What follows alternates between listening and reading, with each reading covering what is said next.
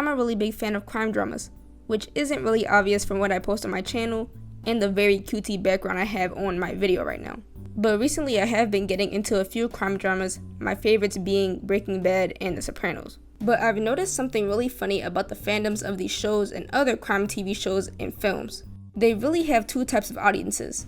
The first audience is probably what you would expect it to be, predominantly male, straight, and for these particular shows, white fan bases that sometimes have some questionable opinions about some of the characters in these said films and shows. But for the most part, they're pretty normal. But I'm not here to talk about that side of the fandom. I'm here to talk about the side that's the complete opposite from the first side. The second side is predominantly female, possibly queer, and maybe more racially diverse, but that doesn't really matter. But these two sides are really funny to me because the first side of the fandom kind of idolizes the main characters of these shows because they're cool, powerful, and seen as quote-unquote alpha males. But the second side is more interesting because they idolize these characters in a way that isn't even usually present in the show, by babygirlifying them. Now, if you're not chronically online like some of us are, or just not into fandom lingo, you most likely did not understand anything I just said. So I'm here to add a little bit of context and some background knowledge. So for our first fandom, I'll call them the alpha side, because they usually look up to these protagonists or antagonists of these crime dramas as powerful and dominant figures in their respective circles. The phrase alpha male does come from the animal hierarchy like lions and wolves, but in the context of humans, it pretty much means the same thing. A man tending to assume a dominant or domineering role in social or professional situations. Sometimes calling these characters alpha males is even referenced in these crime films and shows. But the alpha male side usually idolizes these characters even when most of the time they are extremely bad people. Sometimes this can be for satirical reasons also. I will also be using sigma male interchangeably with alpha male because they're basically the same thing, but an alpha male is usually an outgoing person while a sigma male is usually more of a loner. Oh my god, I sound like either a pickup artist or a 12-year-old boy. But anyways, I will call the second side of the fandoms the baby girl side. The concept of babygirlification is the act or process of making a male celebrity, or in our case, a fictional character, into a baby girl, by associating them with feminine things like putting bows in their hair, putting them next to Sanrio or My Little Pony characters, and pink. Lots of pink. Also, babygirlification can be seen in video edits, photo edits, memes, or it just could be said. It's basically like Tumblr sexy manification, but for old men. If you know, you know. So, any man can be called a baby girl, but it's more likely to happen if a man is considered cute, sensitive, or vulnerable, which usually is not the case for these protagonists of crime dramas, because they're usually criminals or they do extremely immoral things. So you may be wondering, why do people babygirlify characters that are not any of these things that could describe a baby girl?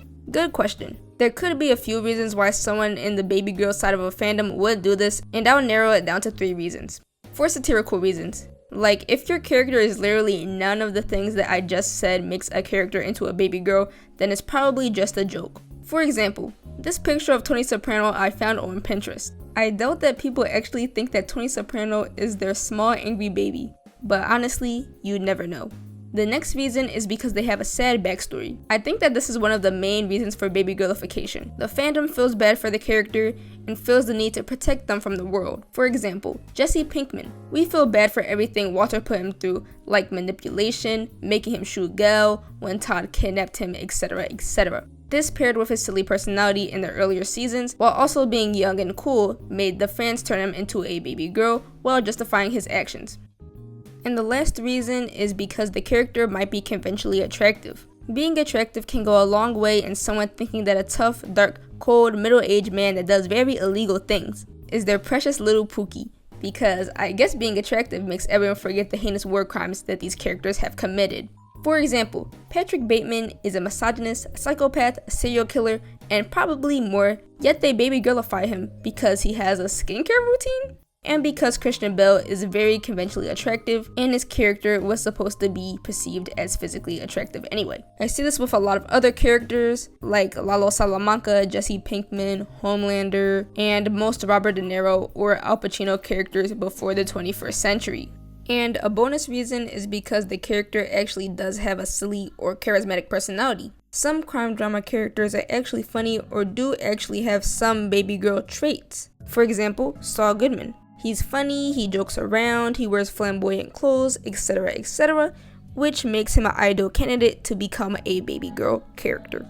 So I made a Venn diagram to separate these characters into 3 main reasons why the characters are baby girlified.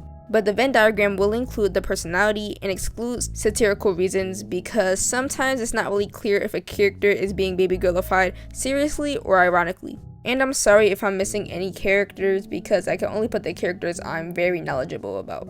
So here's the chart. As you can see, most of the characters fall into the attractiveness category, and I'm just going off of what I see people say about these characters while baby girlifying them, not off of my personal opinion. So in the center we have Christopher Montesanti and Jesse Pinkman, because I honestly see people baby girlify them for all 3 reasons. They're seen as young and attractive by people in the fandom, they have silly personalities and are kind of dumb, they both have really sad backstories and arcs that make you feel bad for the characters too.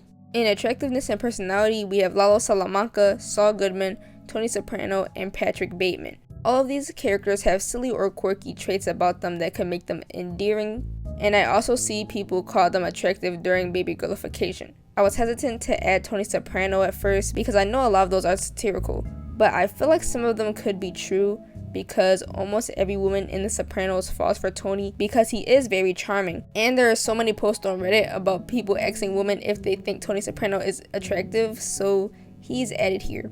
In attractiveness and backstory, we have Homelander, Nacho Varga, Gustavo Fring, Billy Butcher, and Michael Corleone because they're seen as attractive during the babygirlification and they all have very tragic backstories. And lastly, we have Walter White and Mike Ehrmantraut in backstory because they both have sad backstories and arcs. Sometimes I see people call these characters attractive during babygirlification, but it's pretty rare for me to see it, so I didn't put them in both. I was honestly surprised that so many characters are in attractiveness, but I think that just proves that being attractive or having people find a character attractive can go a long way in babygirlification. And also sometimes I see people babygirlify characters just because they like their actor. I especially see this with Al Pacino fans. They'll ride or die for that man. But it's honestly really hard to tell if a person is babygirlifying a character as a joke because they have a tragic backstory or because they find the character attractive, or even a combination of all 3. I would say it's more likely that a person is being serious if they find the person attractive, but of course that's subjective, so you can't really tell if they find the character attractive unless they say it. But this type of babygirlification can also come with some backlash. So sometimes there's a bit of controversy that arises from the 2 fandoms when babygirlification occurs. Of course, the fandoms of these shows are usually always on the alpha or sigma side because they're marketed towards men. So when some of the people see these babygirlification memes, they think it's cringe, or they think that these people don't actually understand the characters. A lot of the time when these characters are babygirlified because the person is attracted to them, this results in sexualization of the character, which is usually tame for the most part, but sometimes this can get a bit out of hand. But some people in the alpha/sigma side of the fandoms tend to find this weird, cringe, or overall a misunderstanding of the character's personality and character traits. Which is ironic because we know that this happens to female characters all the time. But I see this backlash occasionally when I come across babygirlification, and some people try to gatekeep these franchises from the people who babygirlify, saying that they don't know anything about the characters, the show, or the movie. And this backlash just continues the loop of babygirlification again, because the baby girl side doubles down, putting cat ears on the characters, making Lana Del Rey edits, making the characters cutesy and silly, and just overall adding more fuel to the fire. But honestly, it's also just a fun thing to do.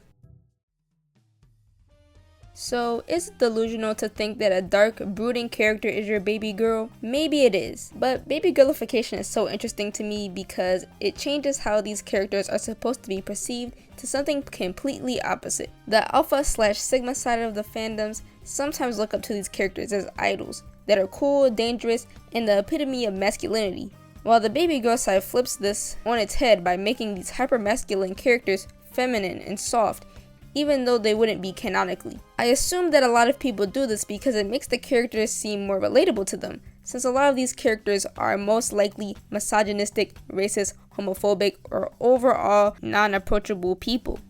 And people headcanon them as cutesy and silly, so they aren't as intimidating, which I do understand.